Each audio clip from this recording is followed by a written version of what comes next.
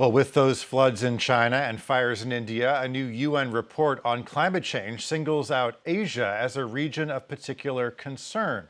The report by the World Meteorological Organization says that global temperatures hit record highs last year and that warming was happening at an especially rapid pace in Asia.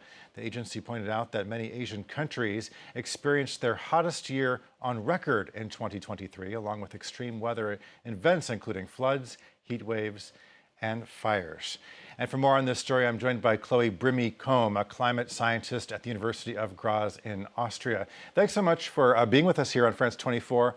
So why has Asia been singled out in this report, and what are the biggest climate change threats in Asia at the moment? Is it, rising sea levels and flooding like we've been seeing in southern China this week? So flooding and rising sea levels are definitely a risk to Asia.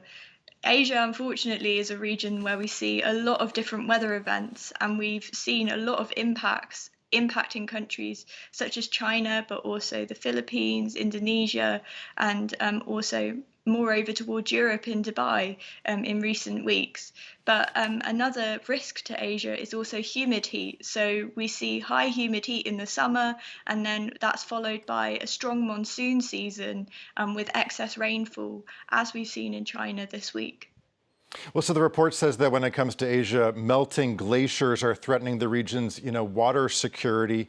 Can you explain exactly what's happening? How rapidly are those glaciers melting? So the glaciers that actually supply quite a lot of the water to the major rivers in Asia are clearly heating up, and they're what we would call mountain glaciers.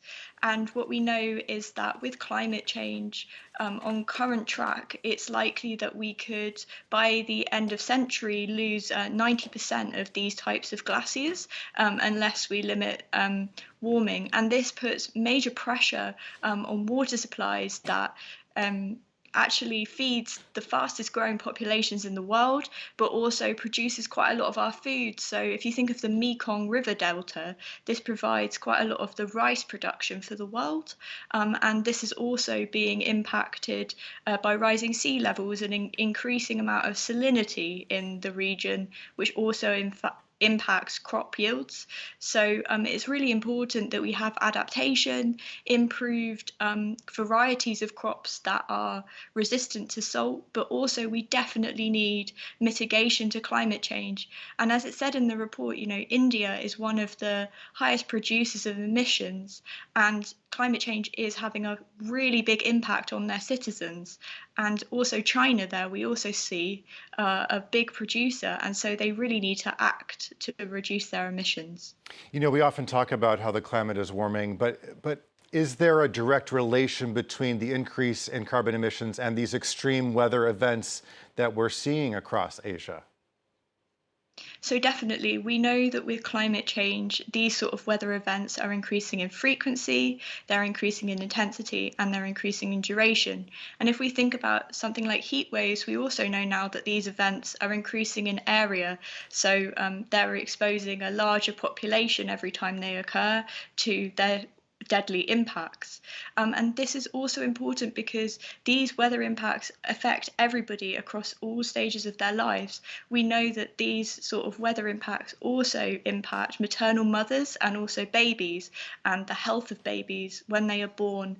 And so this is really important to protect future generations as well as all of us living right now. Well, this report is calling for, weather services in Asia to improve how they tailor information. You were talking a bit about what can be done, what these solutions are. So, beyond reducing carbon emissions, which I think we can all agree, is vital, what else can be done to mitigate the risks to human life posed by climate change? So there's some really exciting developments in extreme weather forecasting and also early warning systems.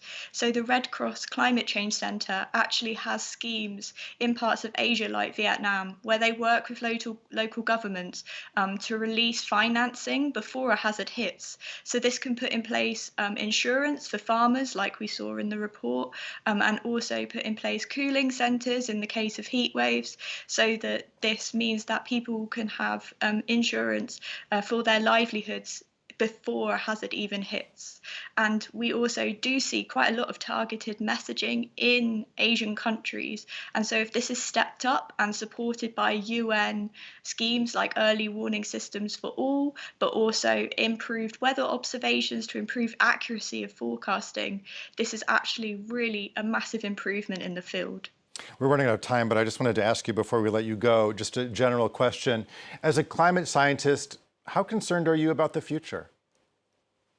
I am very concerned. A lot of my colleagues recently have said we might be in a new phase of faster warming climate. This really concerns me, but I also have a lot of hope. If you look at local community efforts and the realization of most people that climate change is real and is happening now, that gives me hope that there is action and we can make a change.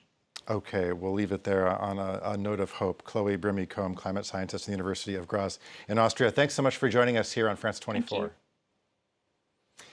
And it's time now